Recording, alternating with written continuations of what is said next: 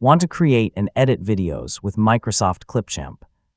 Clipchamp is Microsoft's video editor, and it lets you combine videos, images, and audio, then add text, transitions, filters, effects, music, and more.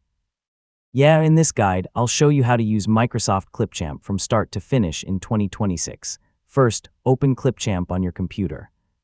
On Windows 11, search for Clipchamp from the Start menu or taskbar. You can also use Clipchamp in Microsoft Edge or Google Chrome through the web app. On Windows 10, Clipchamp can be installed through the Microsoft Store. Once Clipchamp opens, select Create a new video to start a project. You can also start from an available template or use the creation options shown on the Clipchamp homepage. Choose a blank project if you want complete control over your video. Next, add your media files. Open the Media section and select Import Media, or simply drag and drop files into Clipchamp. You can add videos, images, and audio, and Clipchamp also supports importing media through integrations such as OneDrive, Google Drive, and Dropbox. After importing your files, drag them onto the timeline or use the plus button to add them. Arrange your clips in the order you want them to appear. The timeline is where you'll do most of your actual editing. To remove unwanted sections, select a clip and drag its edges to trim it. To cut a clip into separate sections, move the playhead to the point where you want the cut and use the split tool. These are two of the most useful editing tools for quickly cleaning up your footage. Now make your video more engaging by adding text, titles, and transitions.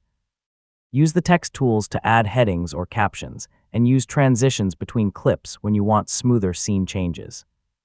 You can also use filters and visual effects to change the appearance of your footage. To add background music, open the content library and browse the available audio options. Drag a music track onto the timeline, then select it to adjust the volume. Keep background music low enough that it doesn't overpower your voice or important dialogue. Once the main edit is finished, review the property panel for additional tools. Depending on the feature and plan available to you, you can adjust things such as speed, volume, filters, effects, colors, and other visual settings. Use these tools to polish the final result without overloading the video with effects. When you're happy with your project, use the export option to create your finished video. Choose the available resolution that fits your needs, then wait for the export to finish. Clipchamp supports several export options, including standard HD resolutions, while higher resolutions may depend on your plan. One important tip before you finish: keep your original video, image, and audio files. Clipchamp may need those source files again when reopening a project if content backup isn't enabled.